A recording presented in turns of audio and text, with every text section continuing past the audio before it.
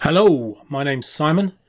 I'm going to spend about an hour explaining what changing the organisation is about and how that feeds into running the organisation. I've used the phrase changing the organisation because I think if I use the expression project management, I'm talking about the wrong thing. I've got too narrow a focus. I think we're seeing a lot of books published like this one, and there are many more on that shelf up there, that are not doing justice to what it means to be able to initiate and run a change initiative in an organisation.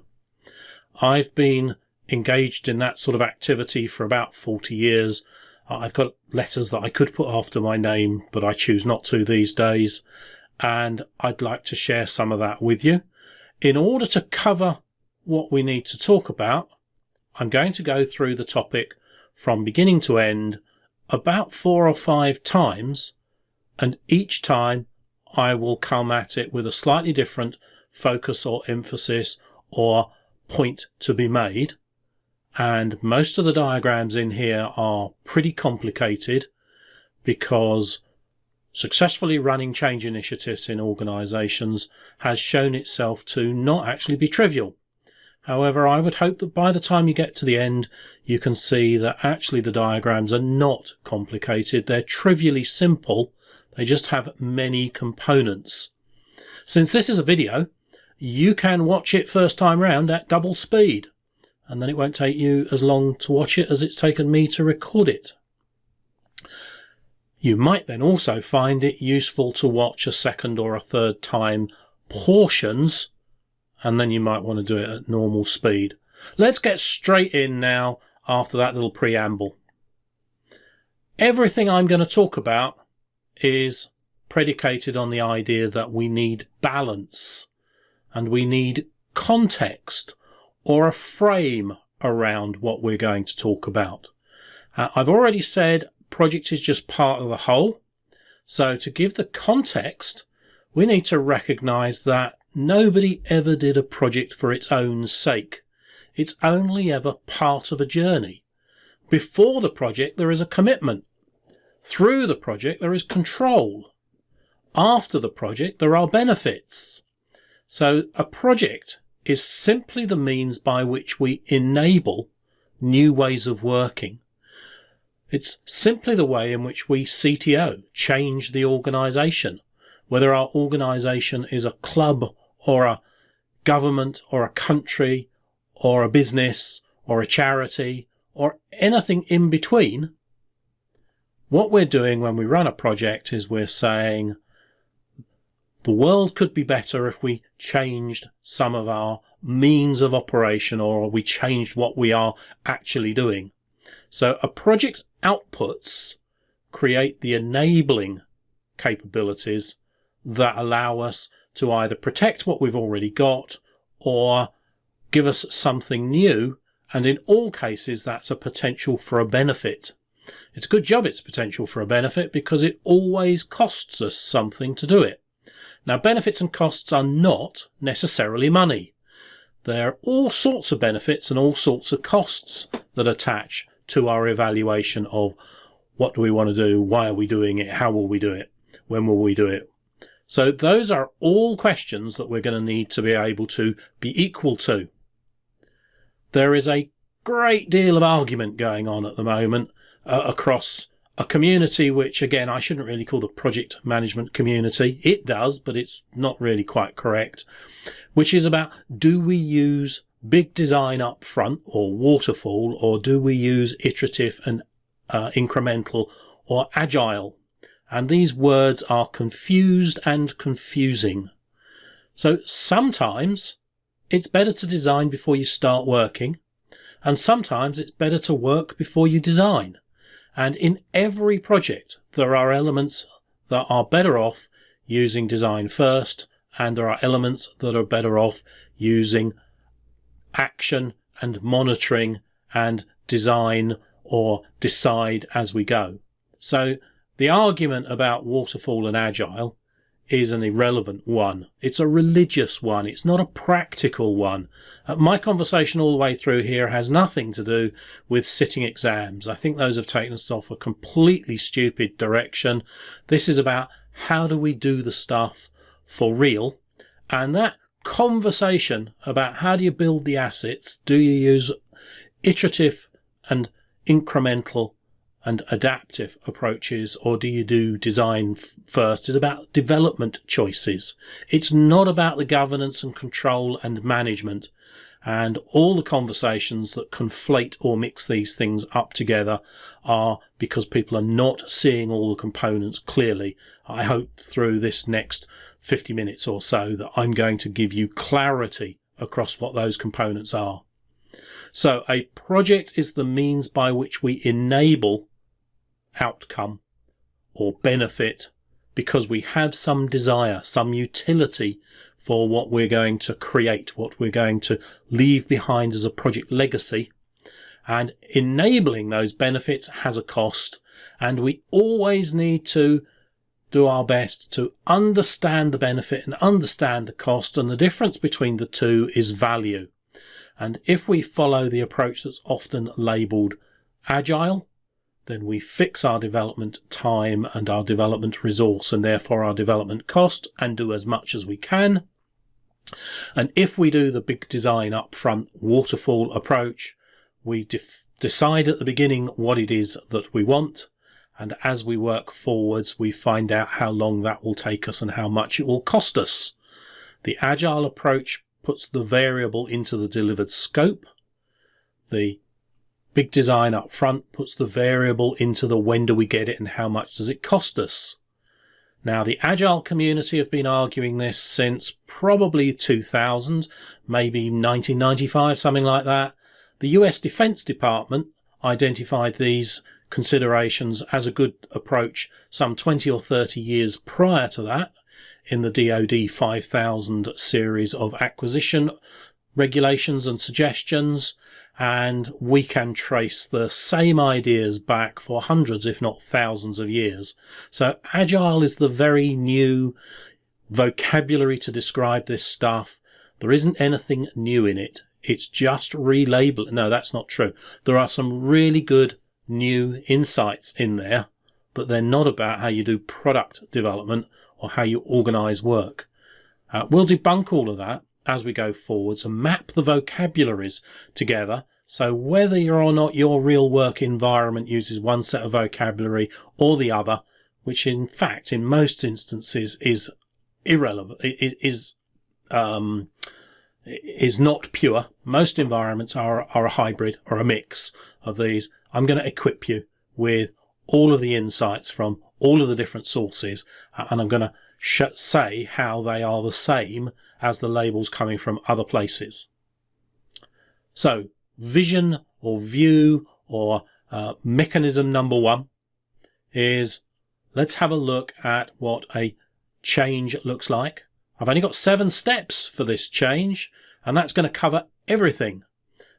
I'm going to also argue that because we're talking about the idea from first conception through to benefits and potentially even disposal, that everything is actually a program, and inside a program is a project, or 2 projects perhaps, or more.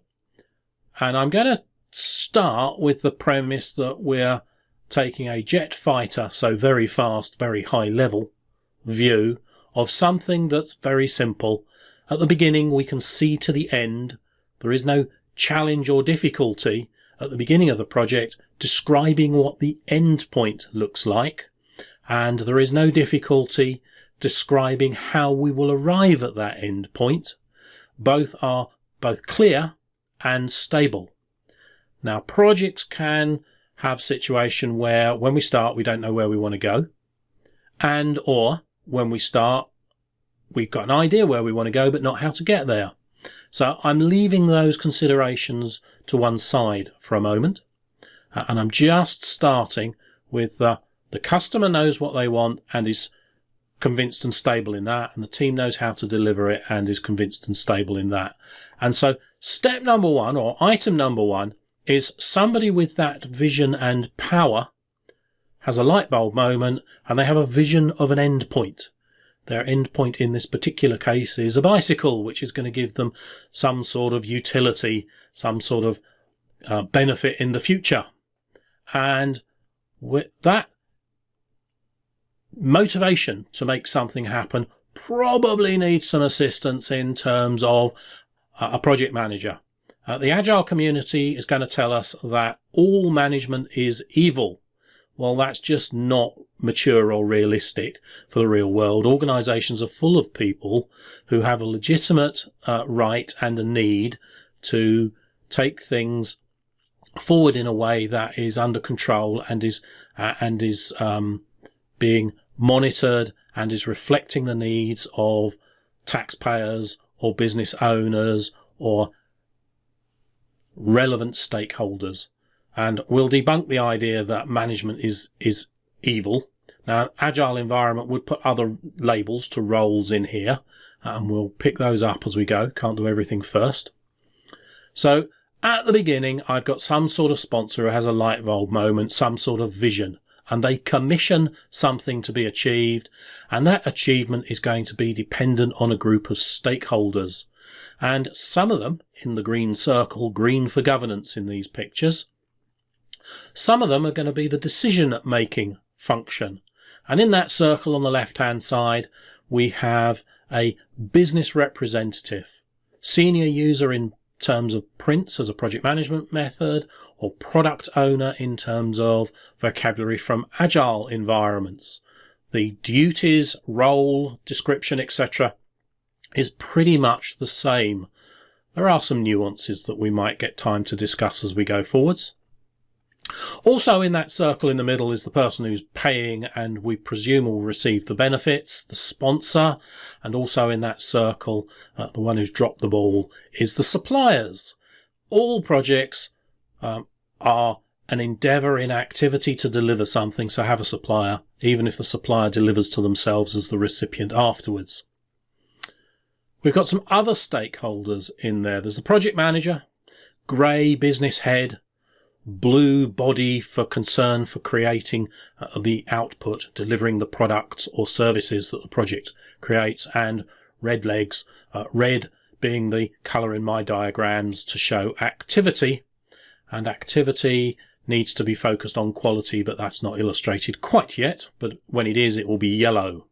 So we have a stakeholder community, and the thing that has to happen early on is we need to understand the degree to which we disagree. Although it's desirable if what we find is that we all agree the destination or destinations, and that when we agree multiple destinations, they are compatible. If we don't agree the destinations or they are incompatible, there's politics to be dealt with, and I'm not going to do that on in the discussion about a long, clear, straight road, but it is something that would have to be here if I was making the diagram even more complex than it already is. So now we have a description of the starting components of a project. Let's box that together, let's aggregate it, and let's say, well, how would we move on from there? And what we would do to move on from there is that, having agreed what the destinations are, we will decompose that down into the enabling deliverables or outputs from the project.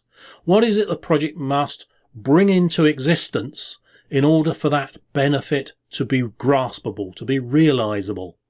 And as we work our way through here, we are scoping what we want to produce.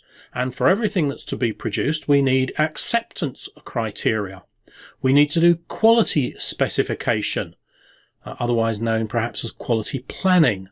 And those are topics that we'll talk about in another video.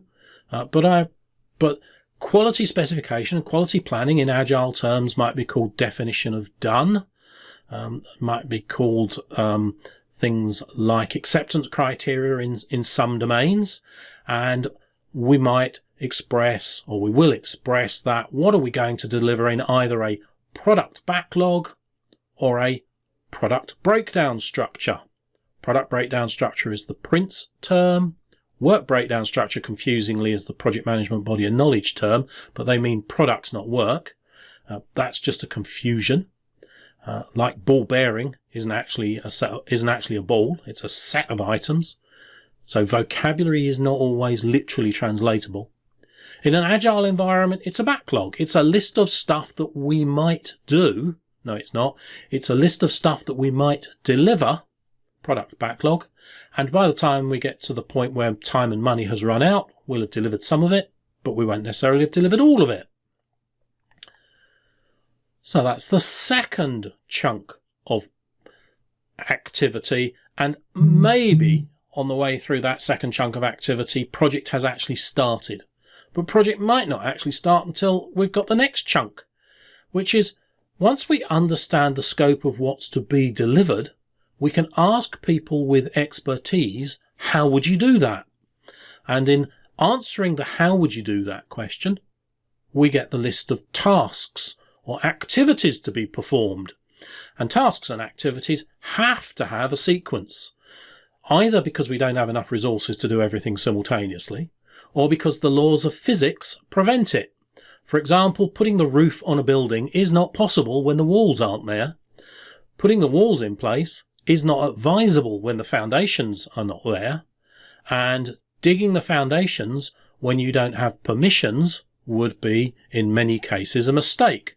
So we need to model our dependencies. When we model our dependencies for tasks, including dependency on resources, we determine how long things will take, and we can then produce things like schedules. And if we know how long resource is going to be occupied for and how much resource costs, we can do things like budgets. And I have that blue line that wiggles its way across the page there. And I could describe that blue line as the budgeted cost for the work that has been scheduled, or I could just call it a burn-up chart.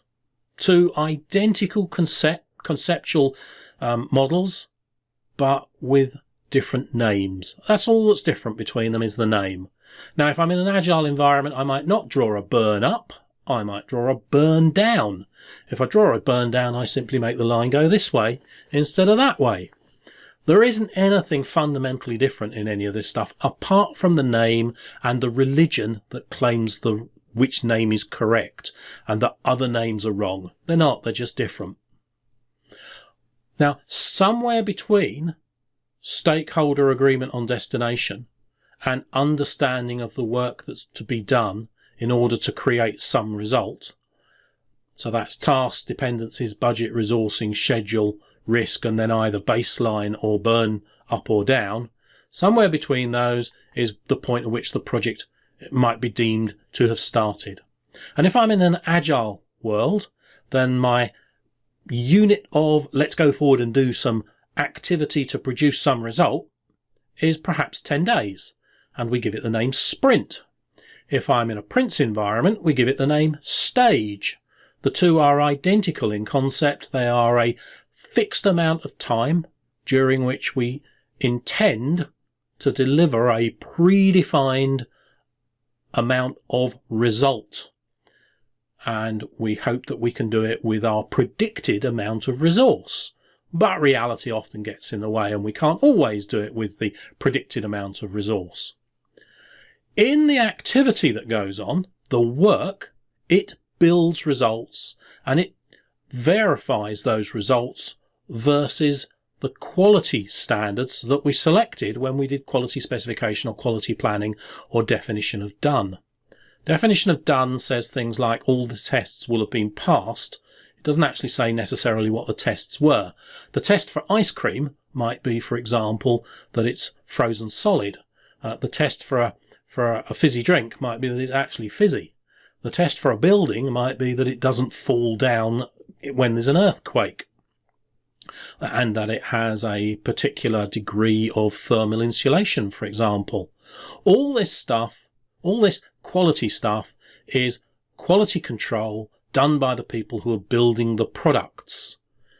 It generates audit trails or feedback information that allows us to tell whether or not we are proceeding at the speed that we intended through the plan. And if we're in an agile environment, we'll call that team velocity.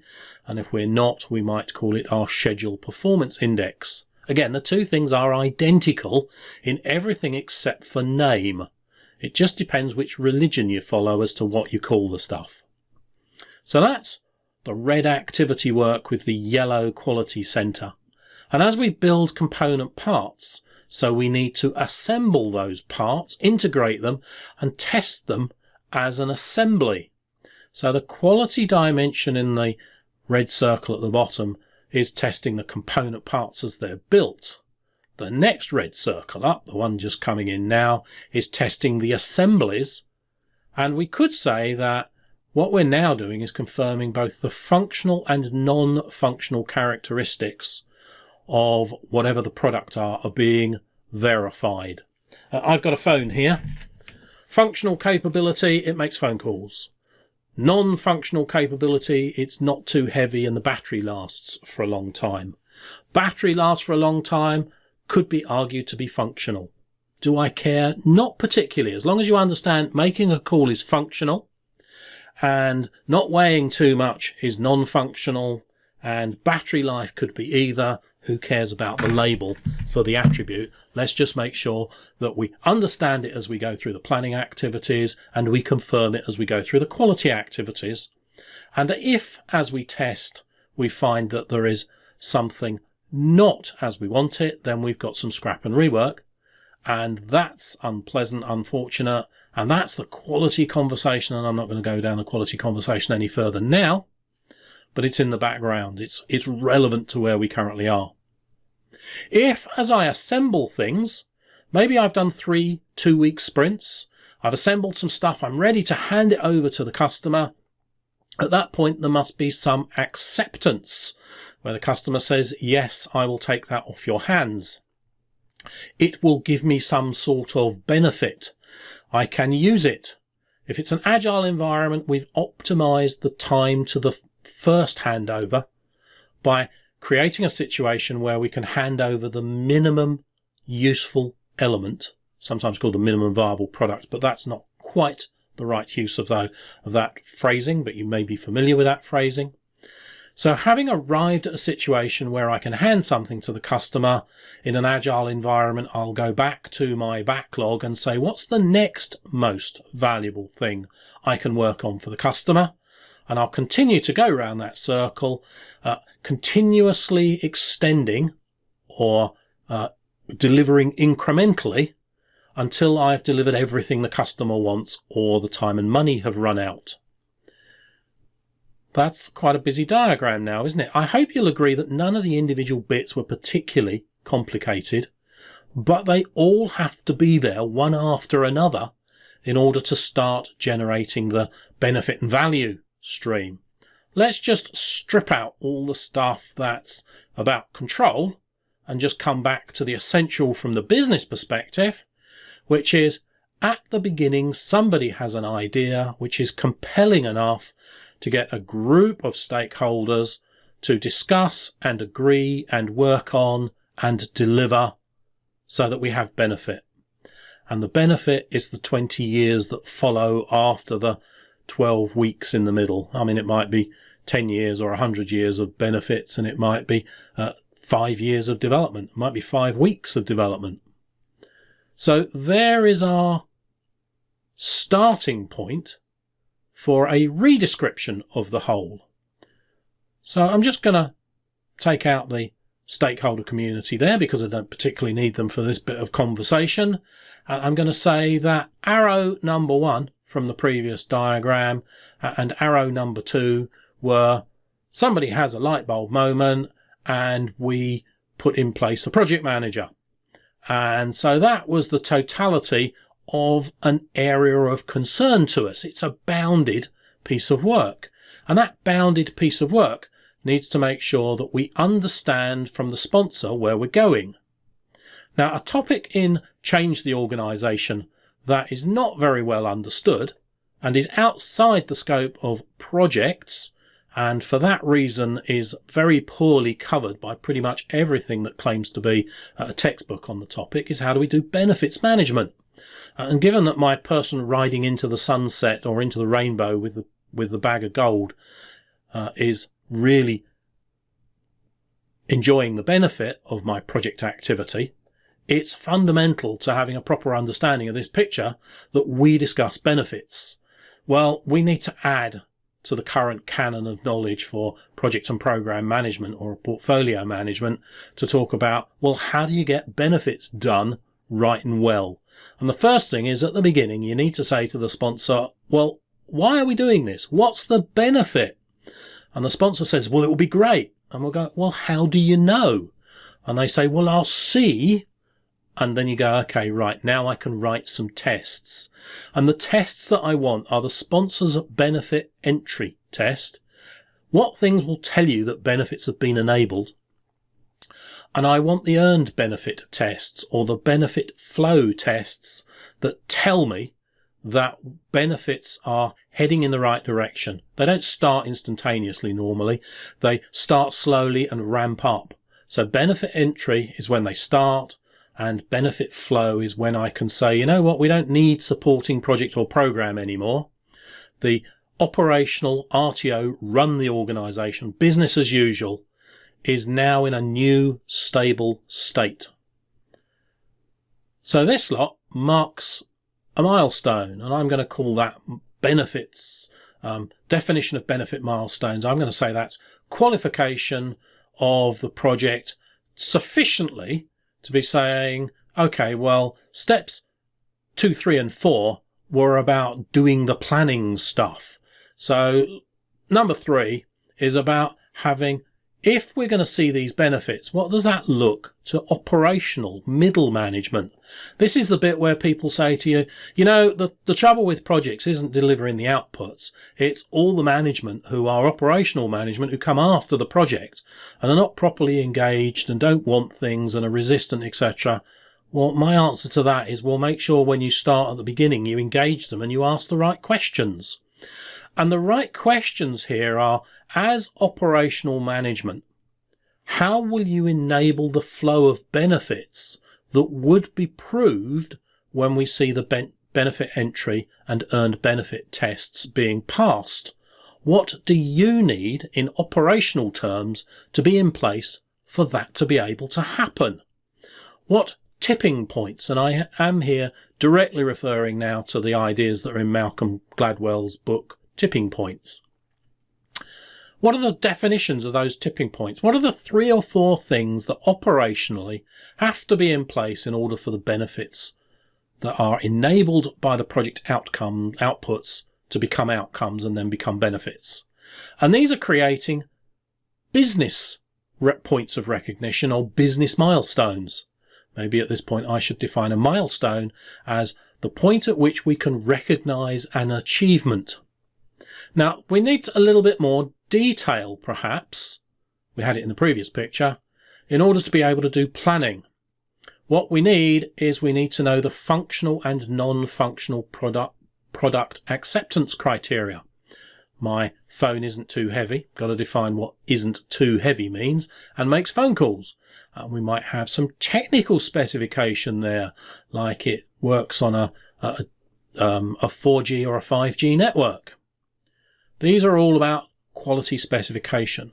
They're all about product specification, and they're about the translation of product into activities or work. So they're about product breakdown or product backlog to sprint backlog or work breakdown activity descriptions.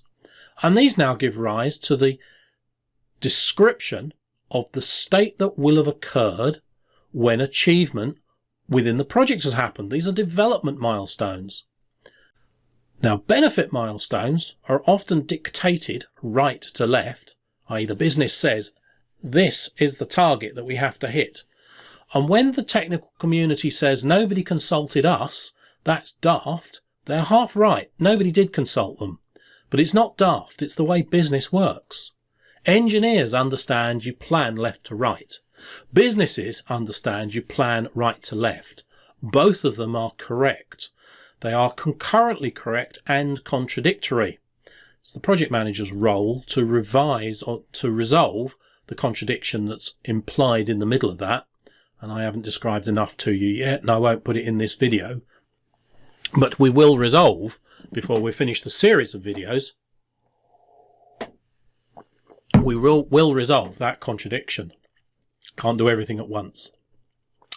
So when I've gone from the stakeholders and the sponsor's view of this is what the business looks like in the future, backwards to this is the work that we have to do today to move in that direction, I have the set of activities up here, which is about having built the sprint backlog, or the stage work packages, the activities to be required, that's the tasks, and therefore the skills required and the resources needed, resources in terms of both people, equipment, plant and machinery, and raw materials.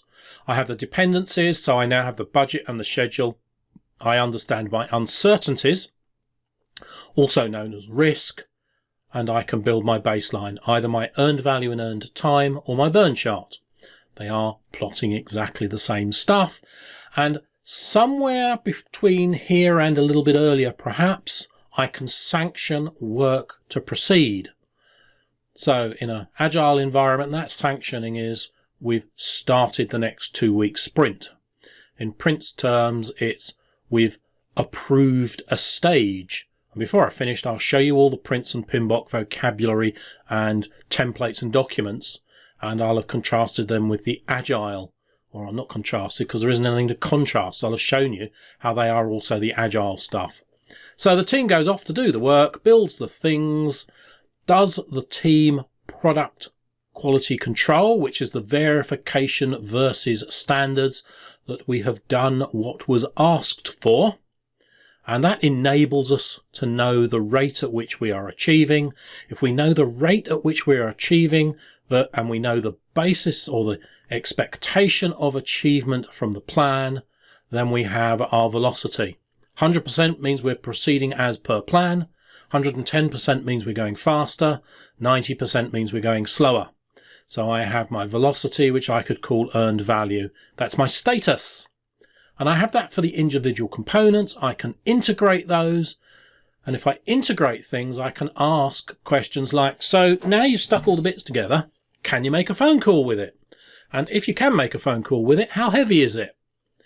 So at this point, I can start testing the non-functional characteristics, like the response times are fast enough. Like when I touch the screen, it does actually light up. I don't have to wait 10 seconds while the internal logic thinks about it.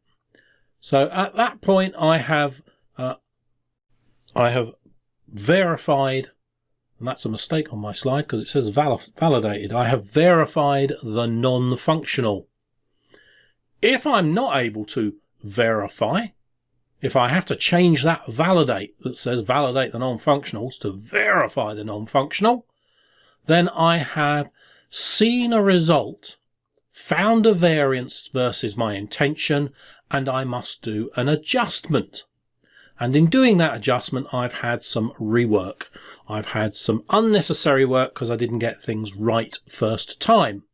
So that cycle of 3, 4, 5, 6 there repeats as often as is needed in order to deliver the totality of the result to the customer. And each time we deliver either a component part or the total result to the customer says, yeah, that meets my purpose. That is to say, the customer validates fitness for purpose against need, which is different from the team doing verification versus the specification. The team can only do what was asked for. The customer judges against what was wanted. If we have a breakdown in description between what's wanted and what's asked for, then again we get a problem, and I'll cover that in a video on quality rather than this one. But eventually we get to the point where the customer has accepted what's to be delivered, and at that point we are able to ride off into the sunset. So each time the team is ready to deliver, we get acceptance, and that might happen every 2 weeks, every 2 hours perhaps. In a very agile iterative project, it might happen only once in a big design up front and then build everything and deliver once. There is advantage in that approach. You wouldn't want to build a nuclear reactor based on a let's make it up as we go along scenario, because when you get to the end, you want to know the non-functional characteristic of this is safe was designed in from the very beginning. So things that have high non-functional characteristics around safety are normally, not always, there's no absolute rule in any of this stuff, but normally that's better done with design up front than it is with iterative. There's a very famous Agile paper that said, would you have your next house built using Agile? And that was written by somebody who was a proponent of Agile, saying it's not suited for every circumstance. It is suited for a lot of circumstances, and we really do need to understand how to mix the best of both into our environment. So delivery from the team marks the point at which we can start to generate our benefits. And it's the final delivery and benefit flow that perhaps marks project closed. But at project closure, we probably don't have our benefits being delivered in a steady state. So we're not actually at the point yet where that sponsor's earned benefit test has been proved to have been met. So the bit from 2 through to 7 is the project, but the bit from 1 through to earned benefit is the business perspective. If I clear out again and simplify down to so what do we actually care about? Well, what we actually care about in a change the organization flow is, can the sponsor articulate what it looks like when we're receiving benefits in the future? Can the team work and generate status data that allows us to confirm that we are headed in the right direction and allows us to predict when we will finish or how much we will have delivered when we run out of money, depending on whether we're big design up front or agile? Put the triangle of cost, time, performance either way up, doesn't matter. Well, I mean, it makes differences about how you do the control structure. And then deliver. Close the project when deliveries are finished. Close the initiative by saying we're no longer in a change environment. We're now in a run or business as usual environment when we see that the benefits are in steady state. Or to simplify it even further, sponsor, qualification, sanction, approval, delivery, closure, benefit flow. End of story. We've seen it all once now. It's taken us nearly 40 minutes. I've got 2 other views that do not add anything in terms of breadth or depth, but they look from different perspectives and they formalize some of this stuff in ways that are commonly described in textbooks. So we've just been through the reality of what does it look like to go from I've had an idea and I've got the money to invest in it through to I'm getting the benefits. What does it look like from the other perspectives? So let's take as the first perspective that real world logic and let's map it into the vocabulary and boxes and formality of either a Prince 2 environment or an Agile environment, because to all intents and purposes the two are identical. I've said it a lot of times now. I've got 3 elements, 3 big circles up there. One is marked product-based planning. That's the Prince label for have a product backlog, have a set of epics or themes that define the components of a roadmap or where are we going. I've got some schedule stuff, which is what does the clock and the calendar do as we perform the work. And I've got some activity cost and resourcing stuff, which is the who's going to take on what tasks in order to create the deliverables. And we start with that business grey focus on what are the results, blue, that we need to deliver, and how would we know that we had them, yellow, quality, And we might put that sort of stuff in Prince terms into a project mandate, or PMBok terms, project management body of knowledge terms. We might call it contract or business case, or somewhere around here we might call it charter.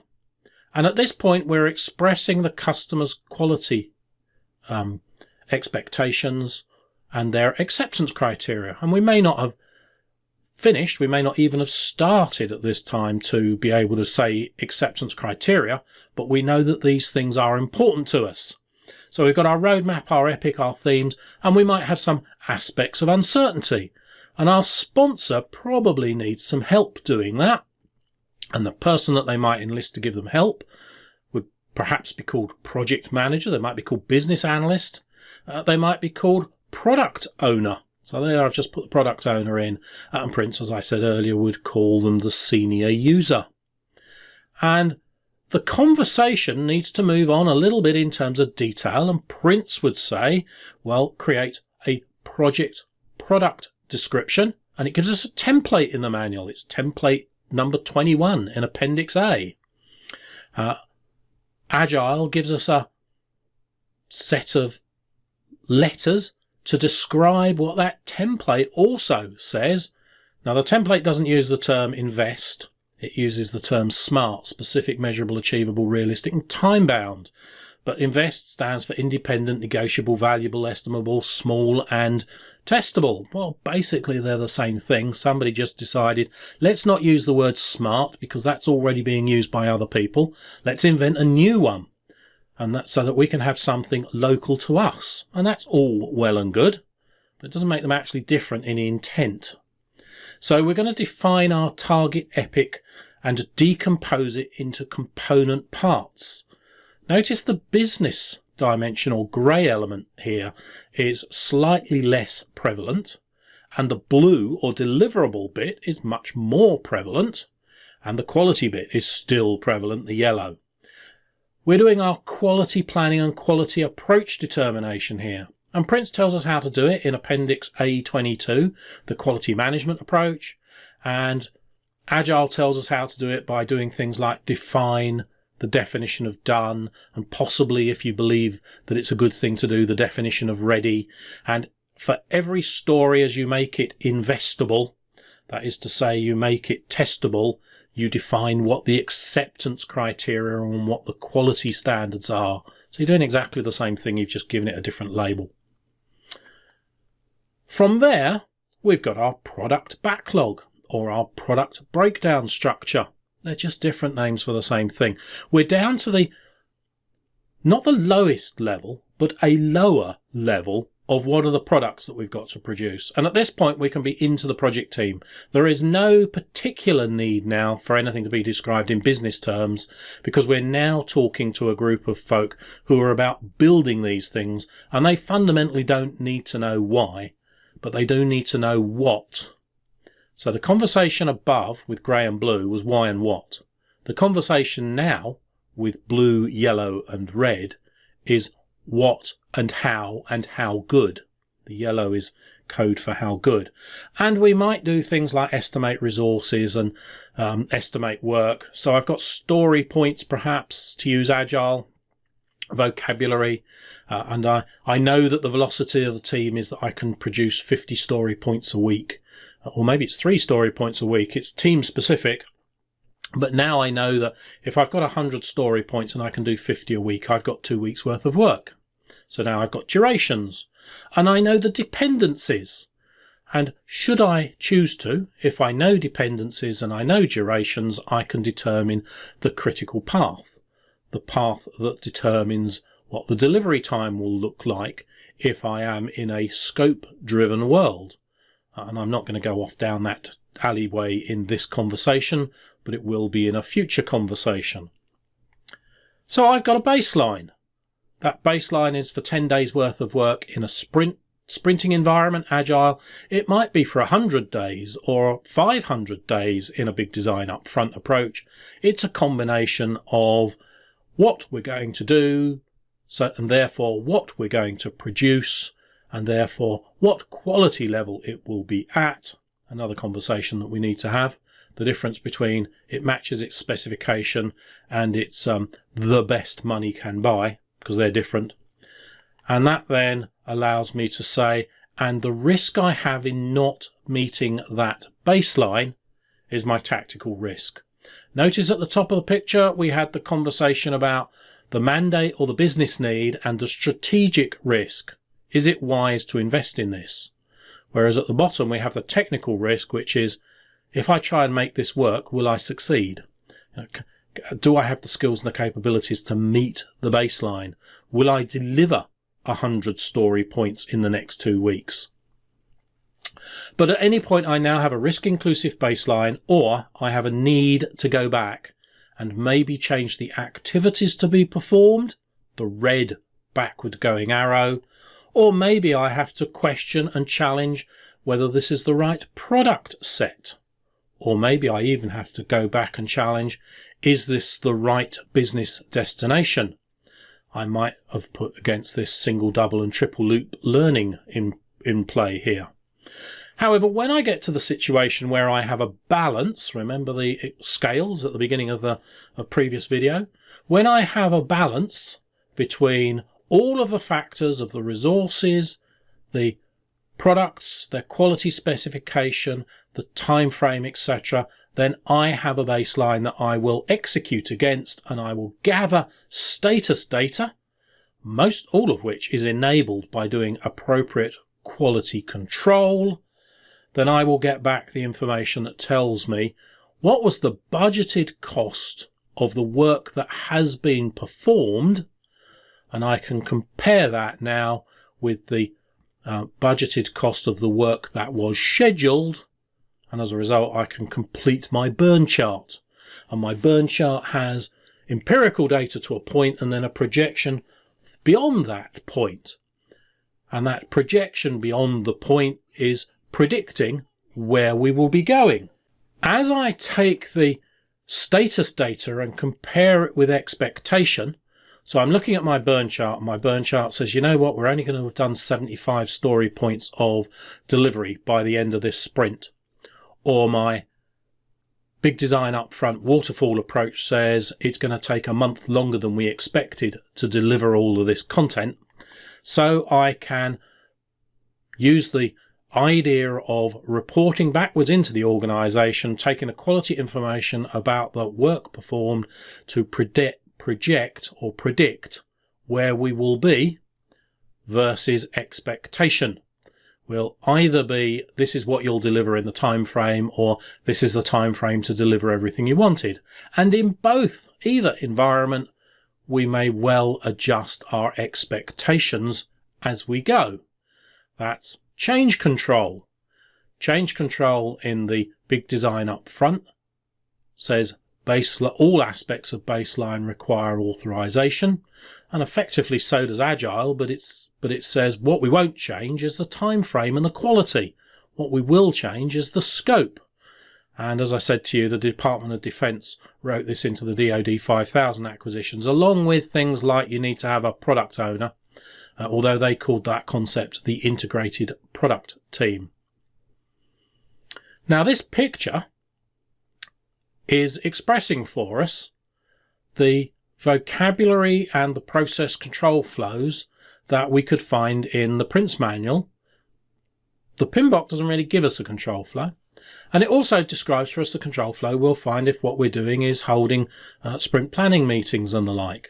It's taken us from qualification through to sanction, and then from sanction through to delivery, and then from delivery through to project closure, and from project closure through to earned benefits. There is nothing in this picture that is incompatible with or additional to the last picture that we saw. It's simply representing it in a different way. And here is a last different representation of exactly the same stuff again, and using exactly the same colour scheme that we've already seen. That is to say, grey is benefit and business, blue is product, pink or red is activity and monitoring, and yellow is quality. And I've got one additional use of colour scheme at the bottom here, which is that the flow of benefits goes from not very stable and effective in red through yellow to green, which is a green and pleasant land in the future when benefits are flowing well. And onto this picture, I'm going to put both the Prince and, well, all three of the Prince, the PMBok, and the Agile vocabulary. Wherever you live in disciplines and religions, somebody within the corporate environment, COPM, corporate and project and program management, corporate or program management, has the responsibility to kick things off, to approve an investment. And the Prince term is project mandate. The PMBok term is probably business case, leading to something that could be at this point a charter, but the charter might be a little bit later. And Prince tells us at this point of qualification, because we know what the business endpoint looks like. Prince has no concept of how to define the benefits bit that I did with you half an hour ago. But Prince says the project starts with sufficient authorization, and what we need to do is appoint the project manager. That's process number 1 in the starting up a project area of Prince, which I think is chapter 12 or 13 of the Prince manual. And item number 3 in that same chapter, I'm going to say it's chapter 12, I think it is. Item number 3 says define the project's approach. So items 1 and 3 are appoint the project decision maker and the project manager and determine the approach. And the project management body of knowledge would say, yeah, you should do that. And we put it in chapters 13, section 1 and chapter 9, part 2. And then you'd have to define the goal. And there's a bunch of initials in there that I'm not going to expand because of the time available. But look, what we do at the bottom there is we plan, using the picture that we've just been through, how are we going to build the project plan. So we're planning the planning. And as a result of that, we get project initiation, we get that sanctioning. And this very definitely is the point at which I can say that the project management body of knowledge would say we had a charter. So the project management body of knowledge, or the guide to, might just have said the charter was a little bit earlier, but it's definitely no later than this point. Prince would now label this point the project brief. It gives us a template, A19. Agile doesn't have these concepts because it's about how the team delivers on behalf of the product owner. So this is stuff an Agile product owner needs, but Agile Scrum, for example, doesn't tell us either that we need it or how to do it as a result. So Agile starts a bit later than Prince, and Prince starts a bit later than the business needs, and PMBok arguably starts later than Prince. As a result of having permission to spend time and money, the other thing I should just say is that this is not the only sanction we're going to see, because remember, sanction happened every time we went round that loop that ended in delivery, and we're going to see that on this picture. Prince says to us, you always need to tailor any method to the situation at hand. And that's a translation from the business need through the products to the control structures for the delivery of the work in a safe manner. And the Project Management Body of Knowledge Guide 2 says, yeah, we agree with that entirely, and we've put it in 6.1, 5.1, 6.1, 7.1, 8.1, 9.1, 10.1, 11.1 and 13.2. Chapter 13 of the Project Management Body of Knowledge is specifically understand your stakeholders. 13.1 is determine who they are, and 13.2 is how are you going to manage them. And all the other ones, 5.1, 6.1, etc., are how are you going to manage scope, schedule, budget, quality, procurement, risk. I've missed a couple out, I think. Prince says, yep, we agree to. You need to create a risk management plan. You need to create a change management plan, a quality management plan. And Prince says we put those in chapter 14. and we put them in paragraphs or sections 2, 3, 4 and 5. And the result of all of that is we've built the control system. When we have a control system, we know what the project plan, the high-level governance structure needs to look like. So now we can plan at a high level, a roadmap level, to use the Agile vocabulary. We can plan at roadmap level what this project looks like. But we also need to plan the detail of the next, and Prince calls it a stage, and Agile calls it a sprint, and Agile would say 2 to 4 weeks long, 10 to 20 days, and Prince would say, yeah, that's fine. But Prince would probably go more like 60 or 90 or 100 days than 10 or 20, but there's no reason why you shouldn't do it either way around. And Prince 2 Agile would be very happy to say, you know, this is how you integrate Prince and Agile ways of working. And when we have all that lot, we stick it in some sort of document, which Prince would call the project initiation documentation, and the PMBok would call the project management plan, and would describe in paragraph 4.2.3.1. Prince would describe it in Appendix A20. Agile wouldn't describe it in anything. It's probably your big visible chart, or at least it's a couple of post-it notes or a piece of paper pinned in the bottom of the corner of your status board. And then you go off and, in Prince terms, you commission a sprint, you commission a work package, you commission a piece of work.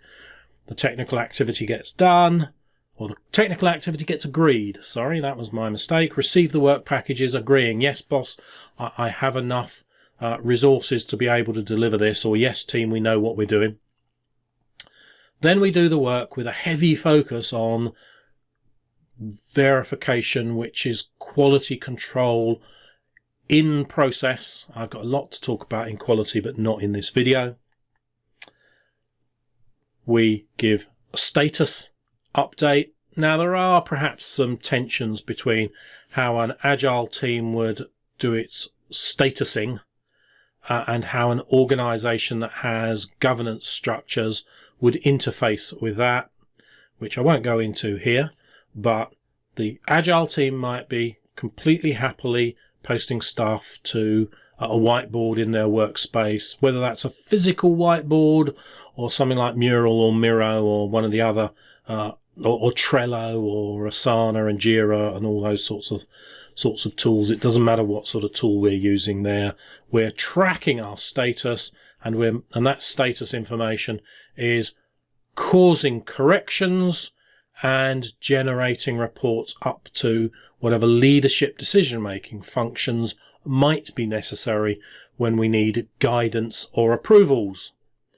Eventually, this 2 or 20 week piece of work or 2 or 20 year piece of work has delivered something into the organization. We deliver the results, and look, we've got a delivery milestone there, and we need to confirm that into the organization.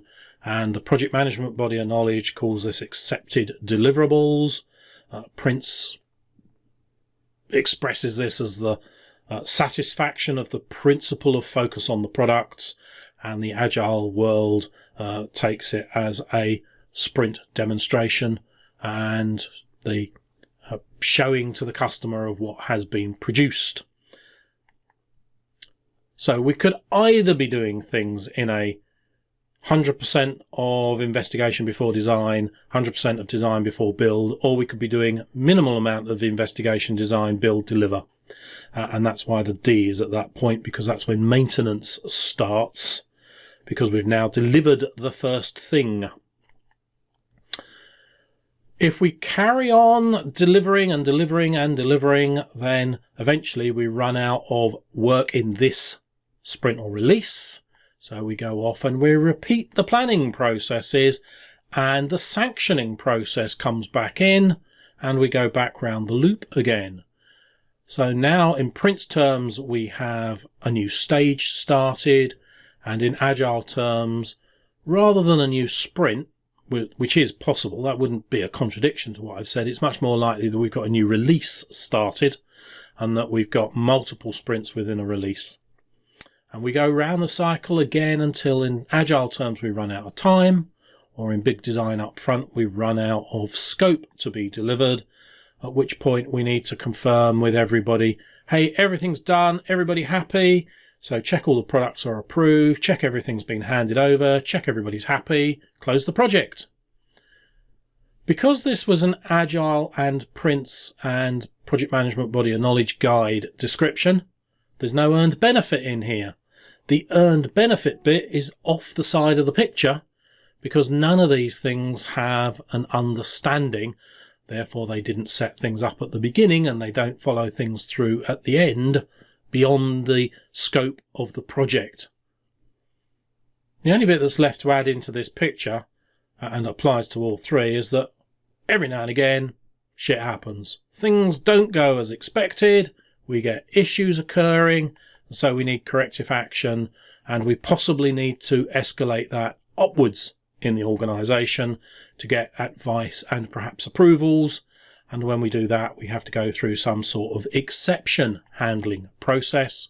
And that exception handling process is still necessary in Agile environments, although perhaps in some Agile environments it's a little less clear how you handle it because it's not well described. And that's now brought us into the realm of doing things like Agile at scale, and therefore we get approaches such as SAFe.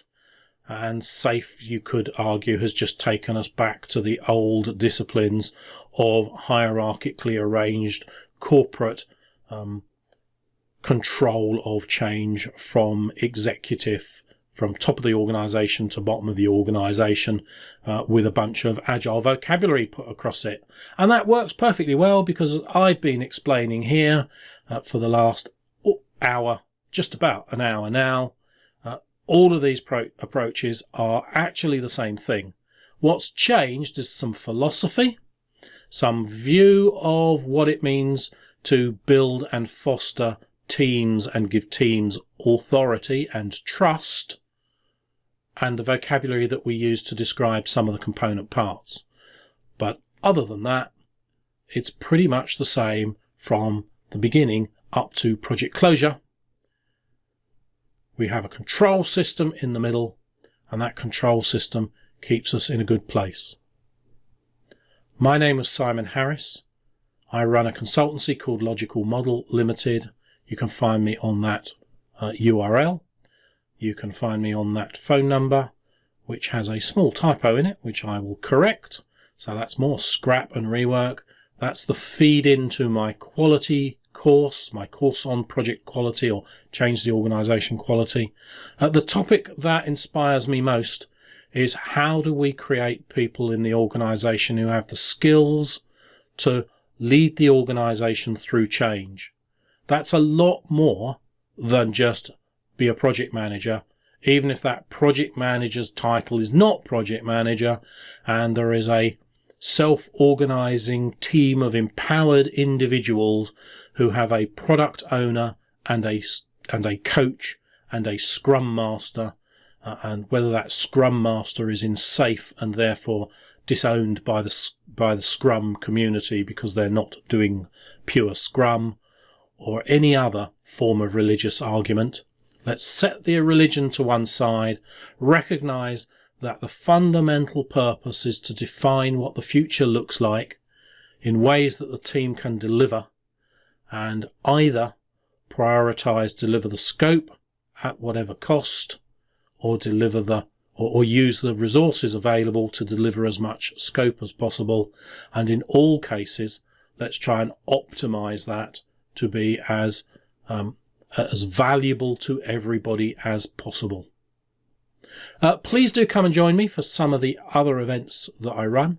Please do come and join me for the face-to-face live delivered stuff, and please feel free to watch this again, not at double speed but at single speed, but then just focus in on the bits that you need.